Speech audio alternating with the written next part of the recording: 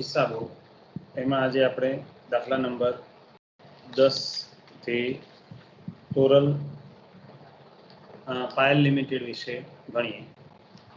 पायल लिमिटेडનું 31/3/2012 રોજનું પાકો સર્વે આપણને આપેલું છે, જેમાં ઇક્વિટી શેર મૂડી, અનામતો, ડિબેન્ચર વગેરે દેવું અને મૂડી આપેલી છે।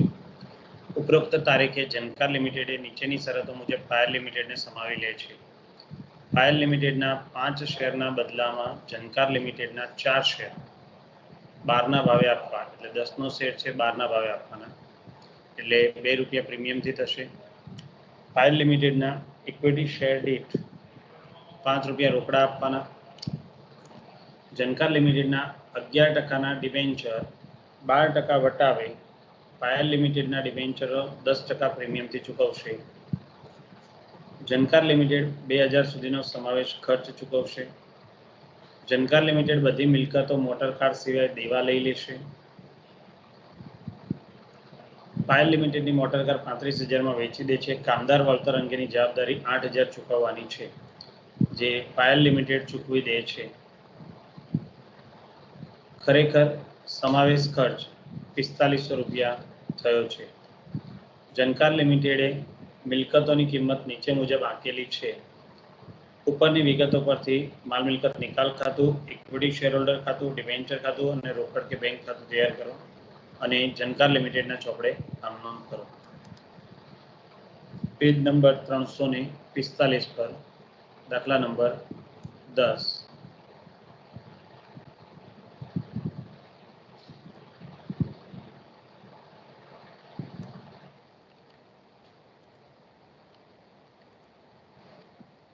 नंबर 10 पेज नंबर 345 सौ पहला आपणे पायल लिमिटेडनी किंमतनी गणतरी करिए तो अहीं आपणे रकममां 5 शेरना बदलामां 4 शेर आप्या छे, तो ₹10 एवा 1 लाख एटले 10,000 शेर थाय, એટલે 5 शेरना बदलामां 4 शेर तो 10,000 ए કેટલા કેટલા શેર આવે?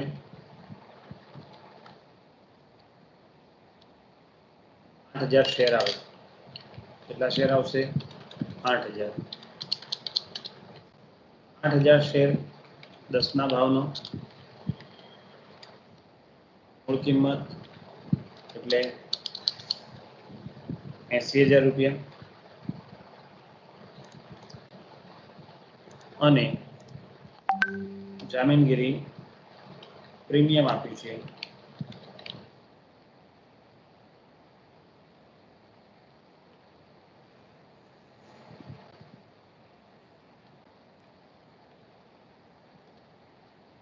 વાળો શેર 12ના ભાવે આપીએ છીએ એટલે ₹2 પ્રીમિયમ થશે, એટલે ₹16,000 પ્રીમિયમ। હવે ઇક્વિટી શેર ને આપવામાં આવેલી છે। પાયલ લિમિટેડના દરેક ઇક્વિટી શેર દીઠ ₹5 રોકડા। પાયલના શેર એટલે જૂની કંપનીના શેર, નવી કંપનીના નહીં। તો જૂની કંપનીના 10,000 શેર છે, નવી કંપનીના 8,000 છે, તો આપણે 10,000 શેર પર રોકડ આપવાની છે। 10,000 શેર પર શેર દીઠ ₹5 રોકડા એટલે ₹50,000 રોકડ આપવામાં આવી। તો આ રીતે આપણી ખરીદ કિંમત ₹1,46,000 થાય છે। હવે ડિબેન્ચરની ગણતરી કરીએ। ડિબેન્ચર હોલ્ડરને ગયા દાખલાની જેમ જ પ્રીમિયમથી પૈસા આપવાના છે। પાયલ લિમિટેડના ડિબેન્ચર હોલ્ડરોને 10% પ્રીમિયમથી ચૂકવવાનું છે। તો જૂના ડિબેન્ચર 11%ના ડિબેન્ચર 40,000 આપેલા છે આપણને, તો 40,000માં 10% પ્રીમિયમ ઉમેરીએ આપણે। 40,000ના 10% પ્રીમિયમ એટલે ₹44,000 આપણે ડિબેન્ચર હોલ્ડરને ચૂકવવાના છે। ₹44,000 ચૂકવવા માટે નવી કંપની એટલે કે જનકાર લિમિટેડ ખરીદનાર છે તે 11%ના ડિબેન્ચર 12% વટાવે આપે છે। એટલે ₹100નો એક ડિબેન્ચર હોય એ 12% વટાવે આપે એટલે 12% વટાવ 100માંથી ₹12 જાય એટલે એક ડિબેન્ચરની કિંમત ₹88 થાય। તો તો હવે આપણે પદ મૂકીએ કે જો 88 રૂપિયાએ એક ડિબેન્ચર આપવાનો હોય તો 44,000 કેટલાના ડિબેન્ચર આપવા પડે? કેટલા ડિબેન્ચર આવશે?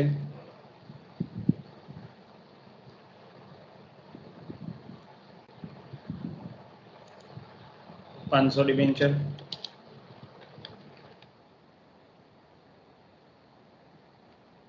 11% ડિબેન્ચર. 500 ડિબેન્ચર આપણે આપીએ છીએ 100 રૂપિયા વાળા, એટલે 50,000 રૂપિયા કિંમત થઈ. એમાંથી 12% આપણે વટાવ કાપી લેવાનો, એટલે 500 ના 12 રૂપિયા, 100 ના 12% એટલે 12 રૂપિયા, 6,000 રૂપિયા વટાવ કાપીએ એટલે ડિબેન્ચર હોલ્ડરને જે આપણે 44,000 શોધ્યા હતા તે 44,000 રૂપિયા ચૂકવણી થાય છે. હવે આપણે ચોખ્ખી મિલકત કે પાઘડીની ગણતરી કરીએ.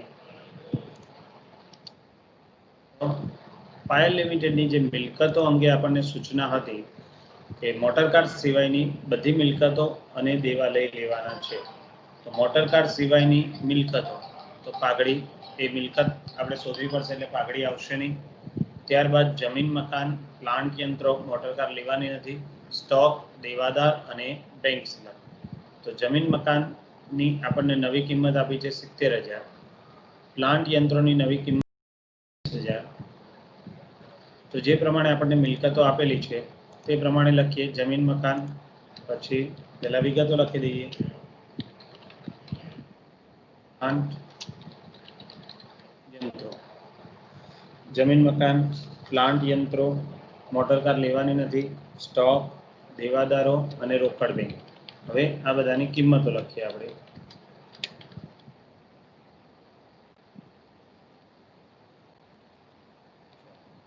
જમીન મકાન નવી કિંમત 70,000, પ્લાન્ટ યંત્રો 45,000,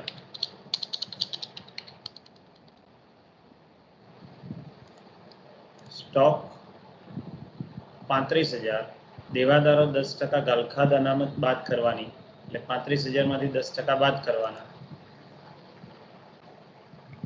સ્ટોક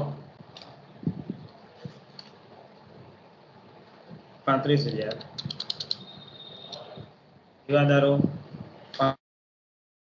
કરીએ એટલે 3500 રૂપિયા બાદ થાય. 3500 રૂપિયા એટલે 31,500. અને રોકડ બેંક સિલક 15,000 આપેલી છે, એટલે 15,000 રૂપિયા. તો આ રીતે આપણી કુલ મિલકતો 1,96,500 થાય છે,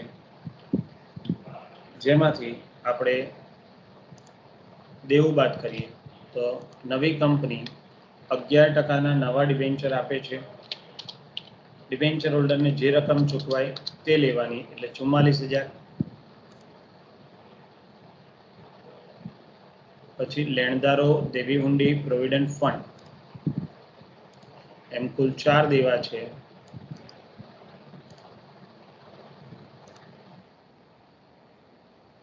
લેણદારો, દેવી હુંડી, પ્રોવિડન્ટ.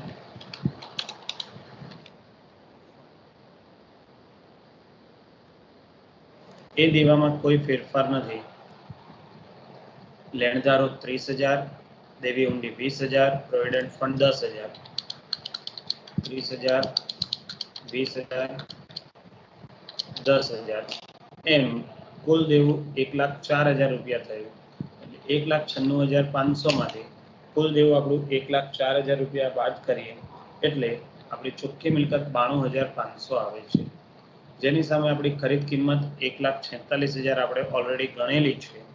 તો 92,500 ની સામે આપણે 1,46,000 ચૂકવીએ એટલે વધારાના પૈસા આપણે ચૂકવ્યા 53,500, જે આપણી પાઘડી ગણાશે.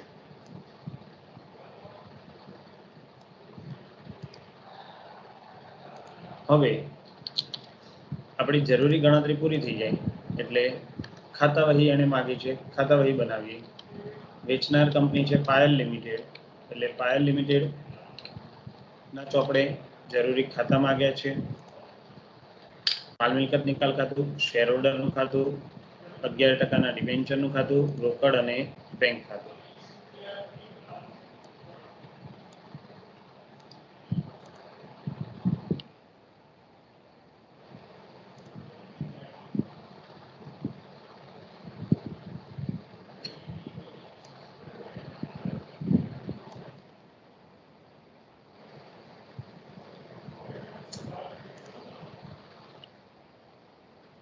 રોકડ બેંક ખાતું,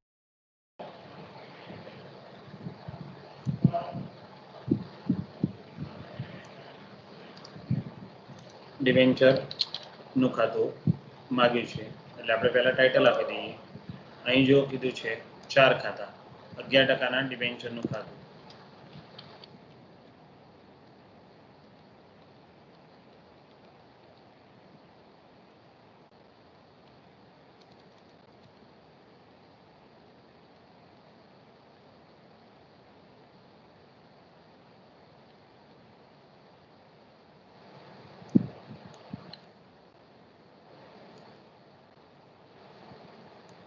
અગાઉ બધા દાખલામાં જેમ તમને સૂચના આપી હતી, સમજાવેલું છે બહુ સ્પષ્ટ કે તમારે આપેલા પાકા સરવૈયામાંથી જ બધી કિંમતો લખવાની આવશે.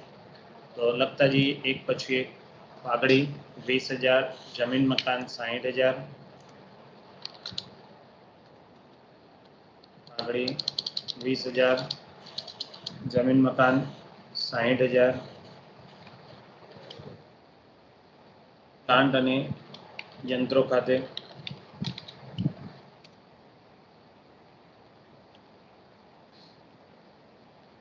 પ્લાન્ટ અને યંત્રો આપણને આપેલા હતા 50,000ના. પછી મોટર કાર ભલે નથી લીધી છતાં આપણે દર્શાવવાની, પાકા સરવૈયામાં આપેલી તમામ મિલકતો અહીં દર્શાવવાની. 40,000નો સ્ટોક, દેવાદારો 35,000ના. અહીં રોકડ અને બેંક ખાતું આપણે બનાવ્યું છે, તો રોકડ અને બેંક હાલ આવ્યા 15,000.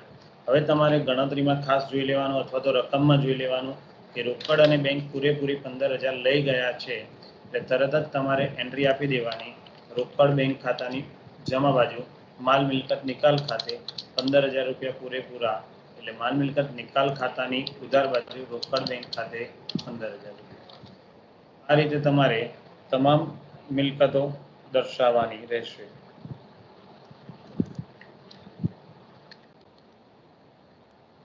એટલે જો તમે જુઓ તો મિલકત લેણા બાજુનું બધું જ પૂરું થઈ ગયું. હવે મૂડી દેવા બાજુ, તો મૂડી દેવામાં અહીં આપણને ટોટલ 4 દેવા આપ્યા છે અને 3 અનામત છે અને મૂડી છે. તો મૂડી અને તમામ અનામતો ઇક્વિટી શેર હોલ્ડરની જમા બાજુ દર્શાવાય, જ્યારે દેવા બધા જ એ માલ મિલકત નિકાલ ખાતાની જમા બાજુ દર્શાવાશે. આપણે પહેલા દેવા લખી દઈએ. પાકા સરવૈયામાં દેવા આપેલા છે 11%ના ડિબેન્ચર્સ ખાતે.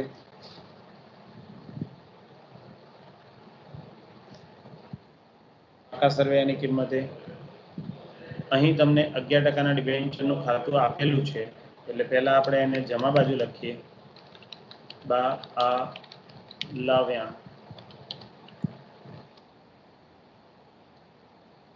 40,000 રૂપિયા. તરત જ રોકડની જેમ એને માલ મિલકત નિકાલ ખાતે લઈ જવાના 40,000 રૂપિયા, એટલે માલ મિલકત નિકાલ ખાતાની જમા બાજુ. ત્યાર પછી લેણદારો ખાતે 30,000,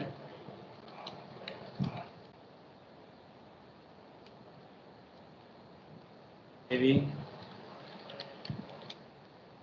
મૂડી ખાતે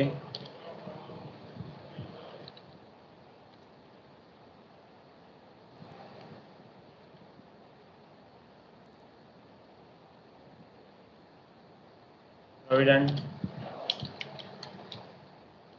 ખાતે ઊંડી 20,000 રૂપિયા, પ્રોવિડન્ટ ફંડ 10,000 રૂપિયા. આ રીતે તમારા 4 દેવા પૂરા થયા. હવે 4 મિલકતો લઈએ, જવાબદારી બાજુથી મૂડી અને અનામતો. તો એ બધી શેર હોલ્ડરમાં લખવી પડે જમા તરફ. ઇક્વિટી શેર મૂડી 1 લાખ, સામાન્ય અનામત 20,000, નફા નુકસાન ખાતું 10,000, કારીગર વળતર ભંડોળ 20,000. તો ઇક્વિટી શેર મૂડી 1 લાખ. પછી સામાન્ય અનામત ખાતે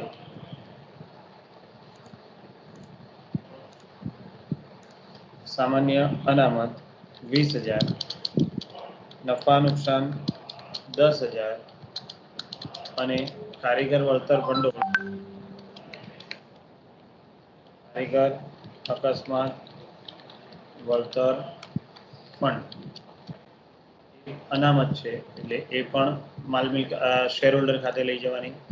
તો આ રીતે તમે ધ્યાનથી જુઓ તો તમારું આખું સર્વે પતી જાય છે. બરાબર. ચલો હવે એક પછી એક ક્રમશઃ વાંચતા જઈએ. તો આ ખરીદ કિંમતની ગણતરી આવે એટલે ખરીદ કિંમતની એન્ટ્રી આપણે ખરીદ કિંમત 1,46,000. તો માલ મિલકત નિકાલ ખાતાની જમા બાજુ જનકાર લિમિટેડ અહીં લેનાર છે એટલે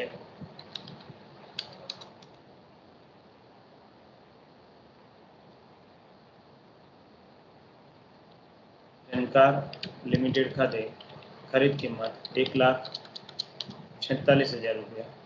હવે જનકાર લિમિટેડ પાસેથી આપણને જે કોઈ પૈસા મળ્યા હોય એની એન્ટ્રી કરવી પડે. તો જનકાર લિમિટેડ પાસેથી જે આપણને શેર મળ્યા હશે એ આપણે જનકાર લિમિટેડના પાયલ લિમિટેડના શેર હોલ્ડરોને આપી દીધા હશે એટલે અહીં લખી દઈએ જનકાર લિમિટેડના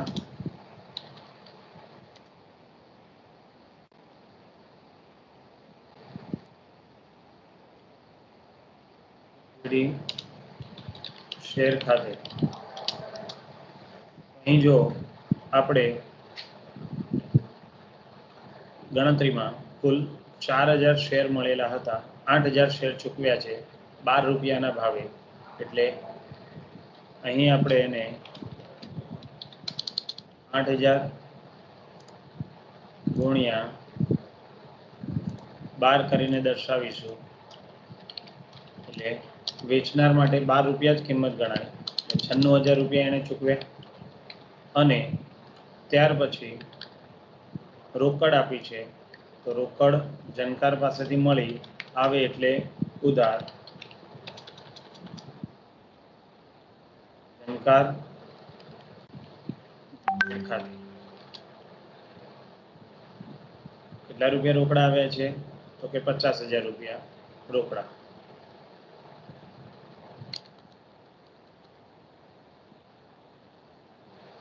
હવે આગળ એટલે આ ખરીદ કિંમતની એન્ટ્રી પતી ગઈ. આ પતી ગઈ. ડિબેન્ચરોને તો નવી કંપની ચૂકવશે એટલે આપણે કશું ચૂકવવાનું આવતું નથી. જનકાર લિમિટેડ 2,000 સુધીનો સમાવેશ ખર્ચ ચૂકવશે એટલે નવી કંપની ચૂકવશે એટલે એની પણ આપણે એન્ટ્રી કરવાની નથી. બધી મિલકતો મોટર કાર સિવાય લીધી. પાયલ લિમિટેડે મોટર કાર 35,000માં વેચી દીધી. 35,000માં વેચી એટલે રોકડ આપણી પાસે આવે. રોકડ આવે એટલે આપણે ઉધાર કરવી પડે એટલે રોકડ ખાતે ઉધાર તે માલ મિલકત નિકાલ ખાતે જમા. મોટર કાર વેચી તેના એટલે માલ મિલકત નિકાલ ખાતાની જમા બાજુ મિલકત વેચાણ. કઈ મિલકત વેચી તો કે મોટર કાર.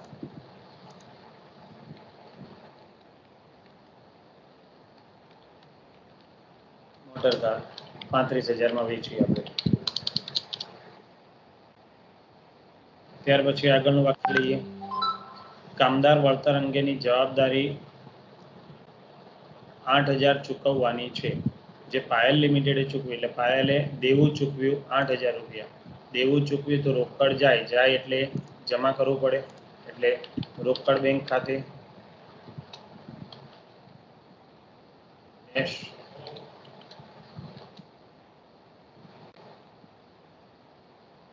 કામદાર દાવો 8,000માં આપણે ચૂકવ્યો એટલે 8,000 રૂપિયા. રોકડ જાય એટલે રોકડ ખાતાની જમા બાજુ માલ મિલકત નિકાલ ખાતે ડેશ કામદાર દાવો. જો આ જે કંઈ લખું છું એ તમારી સમજ માટે લખું છું. પરીક્ષામાં લખવું એવું કંઈ જરૂર નથી પણ તમને ખબર પડે એ માટે. 8,000 રૂપિયા ચૂકવ્યા. ત્યારબાદ આગળ ખરેખર સમાવેશ ખર્ચ 4,500 થયો. હવે જો ખરેખર ખર્ચ 4,500 થયો એમાંથી 2000 સુધીનો ખર્ચ તો કોણ આપવાનું છે? જનકાર આપવાનું છે. એટલે વાસ્તવિક રીતે આપણો ખર્ચ કેટલો થયો કહેવાય? માત્ર 2500 રૂપિયા. એટલે ખર્ચ થયો એટલે રોકડ જાય, માલ મિલકત નિકાલ ખાતે ઉધાર, તે રોકડ બેંક ખાતે. તો અહીં રોકડ બેંક ખાતે શેના ચૂકવ્યા? તો કે વિસર્જન સમાવેશ ખર્ચ.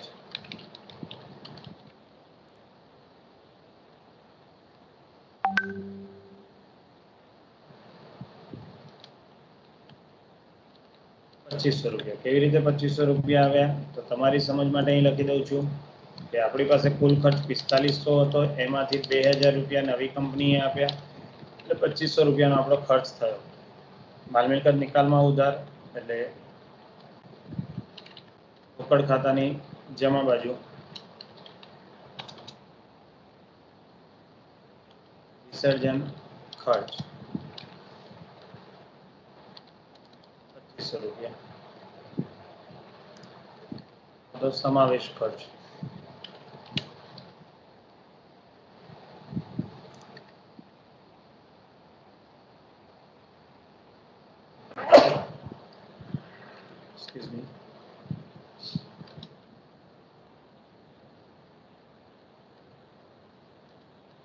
સમાવેશ ખર્ચ ₹2500. ત્યાર પછી બધી મિલકતોની કિંમતો આપી, એ આપણે પતી ગયું. હવે આપણે સૌથી પહેલાં વધારાનું ખાતું ડિબેન્ચરનું ખાતું બંધ કરીએ. તો એ ખાતું ઓલરેડી બંધ થઈ ગયેલું છે, બંને તરફ સરખું છે. હવે માલ મિલકત નિકાલ ખાતું બંધ કરવું પડે. તો માલ મિલકત નિકાલ ખાતાની જમા બાજુનો સરવાળો એ 2,81,000 થાય છે, જ્યારે ઉધાર બાજુ 2,60,500 થાય છે. તો કેટલા રૂપિયાની નફો થશે? ઉધાર બાજુ ખૂટતી રકમ એ આપણો નફો છે. તો માલ મિલકત નિકાલ ખાતાનો નફો કેટલા થશે? 2,81,000 માંથી 2,60,500 આપણે બાદ કરીએ.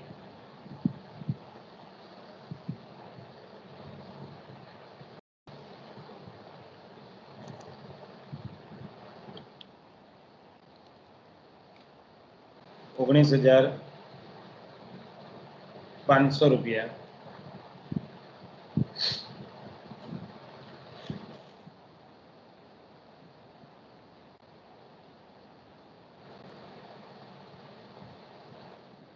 ₹20,500 થશે ને?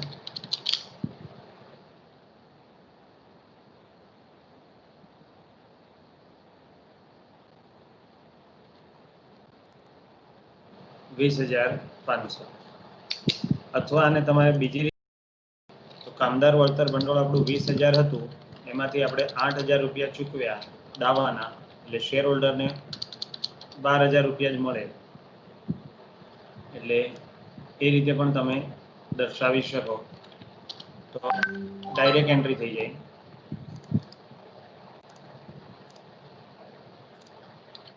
₹2500. ચલો અહીં ખૂટતી રકમ શોધો. બંને રીતે સાચું. તો અહીં શેર હોલ્ડરને ખૂટતી રકમ શોધી આપણે. તો 2,81,000 માંથી 2,52,500 બાદ કરીએ એટલે 28,500 આપણને નફો મળે. એટલે ઉધાર બાજુ 28,500. તો બીજી એન્ટ્રી ઇક્વિટી શેર હોલ્ડરની જમા બાજુ માલ મિલકત ખાતાનો નફો ₹28,500 થાય. હવે આપણે રોકડ ખાતું બંધ કરીએ. તો રોકડ ખાતાની ઉધાર બાજુનો સરવાળો 1 લાખ છે, જ્યારે જમા બાજુનો સરવાળો એ 25,500 છે. તો ઇક્વિટી શેર હોલ્ડર બાજુ જમા બાજુ ખૂટતી રકમ રોકડ ખાતાની જમા બાજુ ખૂટતી રકમ 74,500. જે રકમને આપણે ઇક્વિટી શેર હોલ્ડર ખાતે આપવી પડે.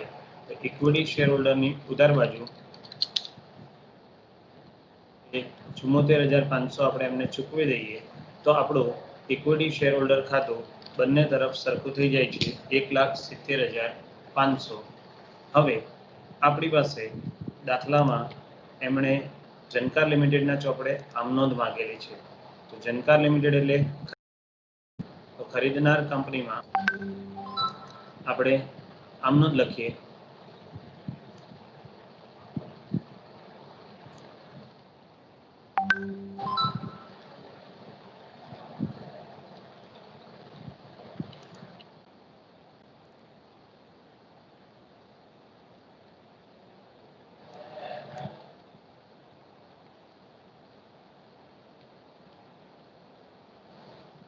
ઝંકાર લિમિટેડ એટલે ખરીદનાર કંપનીના ચોપડે આમનો.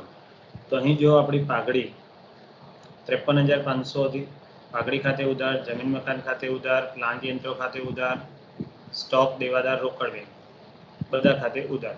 પાઘડી ખાતે ઉધાર,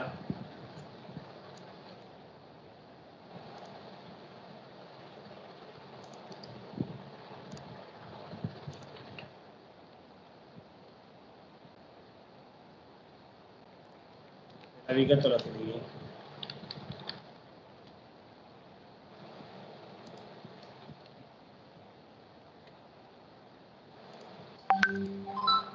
પાઘડી ખાતે ઉધાર, જમીન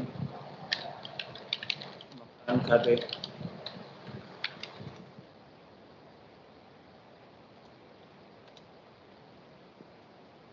ઉધાર,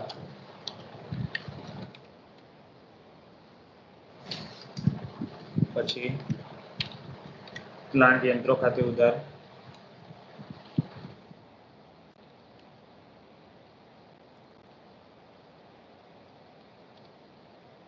ત્યાર પછી સ્ટોક ખાતે ઉધાર, દેવાદારો ખાતે ઉધાર,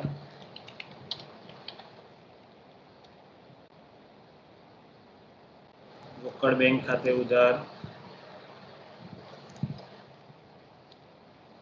અને એક આપણે ડિબેન્ચર વટાવથી આપ્યા છે એટલે ડિબેન્ચર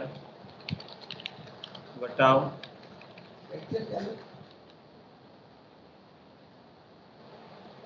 ડિબેન્ચર વટાવ ખાતે ઉધાર,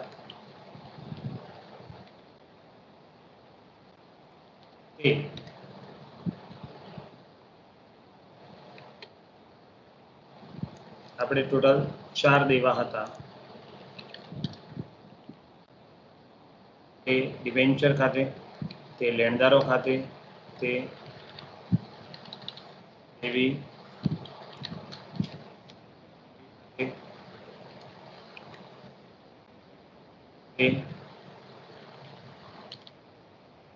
કોઈ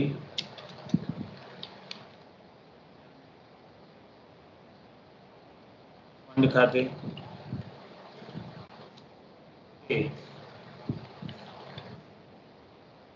પાયલ લિમિટેડના લિક્વિડેટર ખાતે બાજે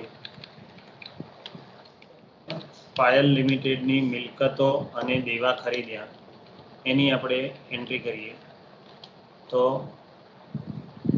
દરેક રકમો લઈએ. હવે આપણે પાઘડીની રકમ 53,500,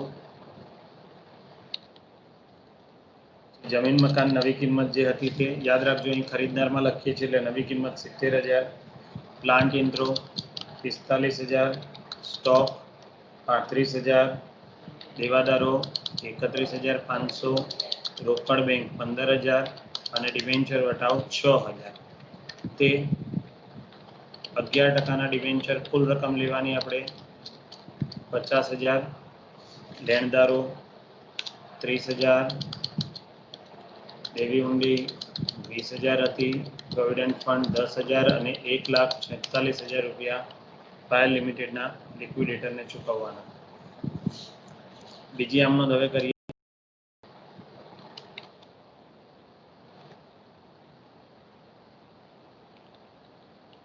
પાયલ લિમિટેડના લિક્વિડેટર ખાતે ઉધાર, તે ઇક્વિટી શેર મૂડી ખાતે આપણે પ્રીમિયમથી આપ્યા છે એટલે જામીનગીરી પ્રીમિયમ ખાતે, રોકડા આપ્યા છે એટલે તે રોકડ ખાતે બાજે પાયલ લિમિટેડના લિક્વિડેટરને ચૂકવ્યા. તો લિક્વિડેટરને આપણે ચૂકવીએ છીએ 1,46,000, જેમાં 80,000 રૂપિયા ઇક્વિટી શેર મૂડી હતી, 16,000 રૂપિયા જામીનગીરી પ્રીમિયમ અને 50,000 રૂપિયા રોકડા હતા. ત્યારબાદ પાયલ લિમિટેડે ને 2,000 સુધીનો ખર્ચ ઝંકાર લિમિટેડ ચૂકવશે એટલે પાઘડી ખાતે ઉધાર, તે બેંક ખાતે 2,000 રૂપિયા એ આપણે વિસર્જન ખર્ચ ચૂકવ્યો. સમાવેશ ખર્ચ અથવા વિસર્જન ખર્ચ બંને એક જ છે એટલે પાયલ લિમિટેડનો સમાવેશ ખર્ચ ચૂકવ્યો, તો આ રીતે તમારું ખરીદનાર કંપનીના ચોપડે આમ નોંધ થશે. બરાબર.